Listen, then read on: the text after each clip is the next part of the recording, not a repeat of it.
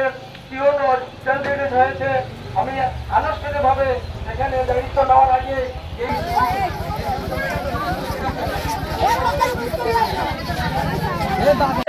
আমরা শিক্ষার্থীরা এখানে কলেজে এসে ময়লার গন্ধ শুনতে হচ্ছে। তো আমাদের দাবি একটাই, আজ থেকে কি এখানে ময়লা ফেলানো যাবে? আমরা এখন থেকে এখানে কি করব? আমরা সিদ্ধান্ত নিয়েছি এই ময়লার বাগানের সামনে আমরা একটা তালা ঝুলিয়ে রাখবো। যতদিন পর্যন্ত এই ময়লার বাগান এখান থেকে অপসারণ না করা হয় ততদিন পর্যন্ত আমরা প্রয়োজনে স্কুল কলেজে আসবো না। এটাই হবে আমাদের চূড়ান্ত সিদ্ধান্ত। শিক্ষাঙ্গনে যদি ময়লা থাকে সেই শিক্ষার কোনো দরকার নেই, সেই শিক্ষা প্রতিষ্ঠানের কোনো দরকার নেই। এই প্রতিষ্ঠানে আমার দুইটা সন্তান লেখাপড়া করেছে। এই পাড়ার মধ্যে আমরা খুব দুর্বিষহ জীবনযাপন অতিবাহিত করছি। আমরা এই ময়লার দুর্গন্ধের জন্য আমরা এখানে বসবাসের অনুপযোগী হয়ে পড়েছি। আজকে এই গণদাবি আজকে একদিনের দাবি না, আজ থেকে 15 বছর যাবৎ এই ময়লার বাগান স্থানান্তরের জন্য আমরা এলাকাবাসী চিঠি চালাচালি করে অত্র প্রতিষ্ঠানে তিনটা প্রতিষ্ঠান ধারাবাহিকভাবে সরকারের নিয়ম নীতি ফলো করে আমরা স্মারকলিপি আমরা পিওনের বরাবর, জেলা প্রশাসকের বরাবর, বিভাগীয় কমিশনারের বরাবর, পরিবেশ অধিদপ্তর সর্বস্তরে আমরা আমাদের নিয়মতান্ত্রিক পন্থা অবলম্বন করে আমরা চিঠি চালাচালি করেছি। কিন্তু দুর্ভাগ্য, কি অপরাধ এই কমলমতি ছেলে মেয়েরা এবং আমরা এই এলাকার বাসিন্দা, কি অপরাধ আমাদের আমরা আদৌ জানতে পারি নাই। কিন্তু আশার ফল কিছু হলো না। ঘুরে বালি আশা নিরাশা। পৌরসভা 8 জন বলা যায়, উনি কি টিউনো না? উনি কি 10টা ইউনিয়নের দায়িত্বে না? ওইখানে যে 3 নম্বর শ্রীমঙ্গল ইউনিয়ন, এটারও তো উনি একটা সমাধান করবেন।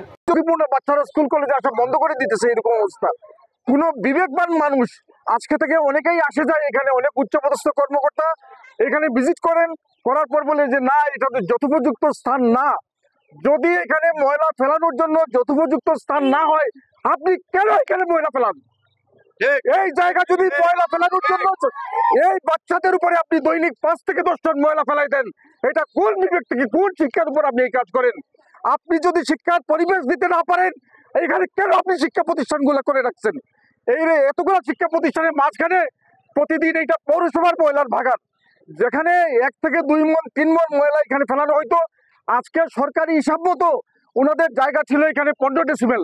আজকে দেখেন জায়গা দখল করে, বাগানের জায়গা দখল করে 500 ডেসিবেল জায়গার উপরে ময়লা ফেলানোর পর আবার অনুরোধ করে আমাদেরকে যে আরো কিছুতে আমাদেরকে সুযোগ দেন। যে ময়লার ভাগারটি আছে, এই ভাগারটির কারণে এখানকার অন্তত 3টি শিক্ষা প্রতিষ্ঠানের যে শিক্ষার্থীরা আছে তাদের নিয়মিত পাঠদান কার্যক্রম সহ অন্যান্য সকল কার্যক্রম মারাত্মকভাবে বিঘ্নিত হয়। বিশেষ করে পরীক্ষা চলাকালীন সময়ে শিক্ষার্থীরা প্রায়শই অসুস্থ হয়ে পড়ে এবং এই যে পরিবেশ দূষণ, এই পরিবেশ দূষণের শিকার এখানে আশেপাশের যে আবাসিক এলাকা আছে সেখানকার জনগণও এটার শিকার হচ্ছে। আমার মনে হয় যে আমরা এই ইস্যুতে অনেক কথা বলেছি, অনেক প্রতিবাদ কর্মসূচি হয়েছে।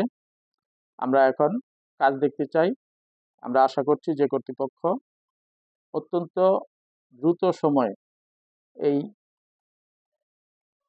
পরিবেশ দূষণের মাত্রা বিবেচনা করে কার্যকরী পদক্ষেপ গ্রহণ করবে এবং আমাদের সকলকে এই দুর্ভোগ থেকে নিষ্কৃতি দিবে। কলেজ রোডে এই ময়লার ভাগারটা দীর্ঘদিনের একটা সমস্যা। আমরা এই উপজেলায় দায়িত্ব নেওয়ার পর এই বিষয়টা আমাদের নজরে আসে এবং আমরা বিষয়টাকে জনগুরুত্ব বিবেচনা করে আমরা শিক্ষার্থীদের স্বার্থ সংরক্ষণের লক্ষ্যে আমরা নিজেরা বসি, এলাকার মানুষজনের সাথে আলাপ আলোচনা করার পর আমরা আমাদের এই পৌরসভার ইঞ্জিনিয়ারিং উইং থেকে আমরা একটি প্রকল্প এস্টিমেট সহ সেটা আমাদের ঊর্ধ্বতন কর্তৃপক্ষের মাধ্যমে আমরা সংশ্লিষ্ট মন্ত্রণালয়ে প্রেরণ করি এবং শিক্ষা মন্ত্রণালয়ের কার্যক্রম চলমান আছে। এবং কিছুদিন আগেও আমাদের সিলেট বিভাগের মান্যবর বিভাগীয় কমিশনার স্যার জেলা প্রশাসক স্যার সহ তারা ময়লার বাগানটি ভিজিট করেন এবং এই ব্যাপারে দ্রুততম সময়ের মধ্যে কার্যকরী পদক্ষেপ নেওয়ার জন্য তারা সরকারের ঊর্ধ্বতন মহলের সাথে কথা বলবেন বলে আমাদেরকে আশ্বস্ত করেন। আমরা বস্তুত এর প্রকল্পটা অনুমোদনের অপেক্ষায় আছি।